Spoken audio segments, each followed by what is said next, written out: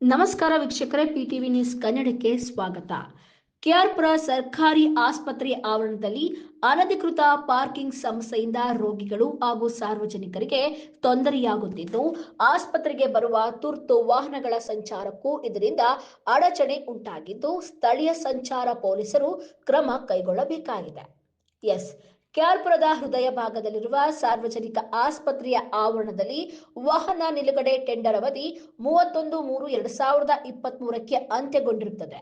ಇನ್ನು ಆವರಣದಲ್ಲಿ ಕಟ್ಟಡ ಕಾಮಗಾರಿ ನಡೆಯುತ್ತಿರುವುದರಿಂದ ಸ್ಥಳಾವಕಾಶದ ಕೊರತೆ ಇದ್ದು, ಸರ್ಕಾರಿ ಆಂಬ್ಯುಲೆನ್ಸ್ ವಾಹನದಲ್ಲಿ ರೋಗಿಗಳನ್ನು ಕರೆದೊಯ್ಯುವಾಗಲೂ ಸಂಚಾರಕ್ಕೆ ಅಡ್ಡಿಯಾಗುವುದರಿಂದ ಆಸ್ಪತ್ರೆಯಲ್ಲಿ ಕರ್ತವ್ಯ ನಿರ್ವಹಿಸುತ್ತಿರುವ ಸಿಬ್ಬಂದಿಗಳು, ವೈದ್ಯಕೀಯ ವಿದ್ಯಾರ್ಥಿಗಳು ಹಾಗೂ ಚಿಕಿತ್ಸೆಗೆ ಬರುವ ರೋಗಿಗಳ ವಾಹನಗಳಿಗೆ ಮಾತ್ರ ನಿಲುಗಡೆಗೆ ಅವಕಾಶವಿದೆ.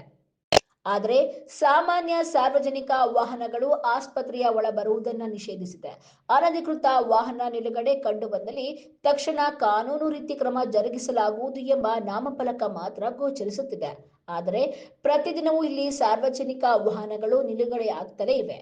ಮುಂದಿನ ಟೆಂಡರ್ ಆಗುವವರೆಗೂ ವಾಹನಗಳ ನಿಲುಗಡೆಗೆ ನಿಷೇಧವಿದ್ದರೂ ನಿಲುಗಡೆಯಾಗುವುದನ್ನು ತಡೆದು ಕ್ರಮ ಕೈಗೊಳ್ಳಬೇಕಾಗಿದೆ. ಇನ್ನು ಇಲ್ಲಿ ಸಾರ್ವಜನಿಕರಿಗೆ ಓಡಾಡಲು ಜಾಗದ ಕೊರತೆ ಉಂಟಾಗಿದ್ದು, ಸಂಚಾರ ದಟ್ಟಣೆ ಉಂಟಾಗುವುದು ಸರ್ವೇ ಸಾಮಾನ್ಯವಾಗಿದೆ.